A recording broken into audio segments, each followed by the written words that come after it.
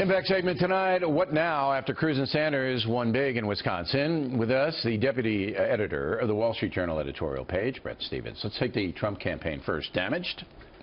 Damaged but not broken.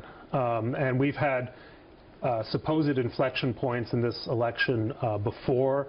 Remember when Marco Rubio did well in South Carolina, for instance.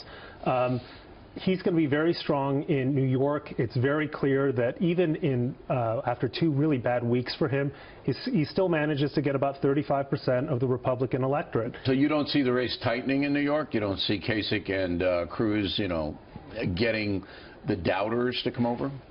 The race can change in New York if Kasich comes in second place, because the New York rules will allot delegates to second place finishers in a great many of the districts.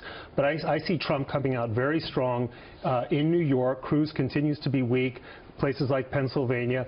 And I don't know if Wisconsin, what we've learned from this race is that no one state has been indicative of any other. All right. So if Trump does well in New York, and I believe he will too, Pennsylvania, I don't know. That's narrowing up a little bit. If he does well, it doesn't assure that he'll have the 1274 that he needs for the nomination. I mean, almost everybody says he's not going to have that by the convention in Cleveland in July. And as you know, the party poobahs don't want him. And as I said in the Talking Points memo, I believe Cruz is going to make a deal with Kasich. Well, that's very likely. And look, it's not just the party poobahs who don't want him. It's something like 65% of the Republican electorate but that doesn't matter in the want him convention. either. Folks really don't matter in the convention. It's the party poobahs that matter and the manipulations that go on behind the scenes, which we will tell everybody about as we get closer. All right, let's go over to the Democratic side.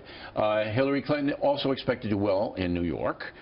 Don't be so sure about that. No? Look, the fact of the matter is that Bernie defied huge expectations in Wisconsin. I think the last poll before Wisconsin had him up by 2.6%. He won by a much wider margin. This is New York. This is his home state. He speaks Brooklynese. He speaks New York, yeah. He speaks New York. He gets this. He gets this state. Hillary has been just consistently weaker in all states outside the South. Yeah, but it won't happen here because of the minority vote.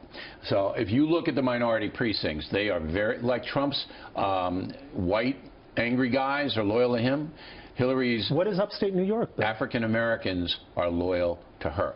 But it doesn't matter because the overwhelming number of votes are here in New York City, which is 50% minority now.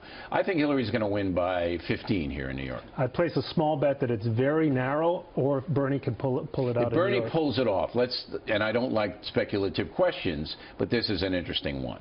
If Sanders were to beat Hillary Clinton, and remember she was a senator from New York, then he might have a carpetbagging senator, but yeah. Yeah, all right. So is Bobby Kennedy.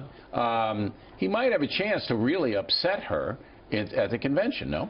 And he might have a chance to affect who the VP choice is, if not be the VP choice himself. He's not going to take VP, Bernie. Well, a Bernieite might be, especially. Yeah, it would probably be either Ben or Jerry.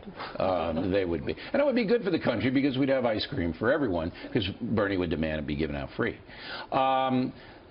What I say is the fix is in for Hillary Clinton on the superdelegates because they're already pledged to her, and they're not going to go to Bernie no matter what happens. Am I wrong?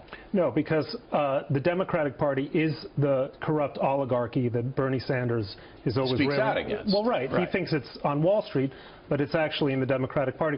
The really interesting story is the Republican Party, which remains small d, the most Democratic party. And I think at the convention, it's not just going to be party poobahs.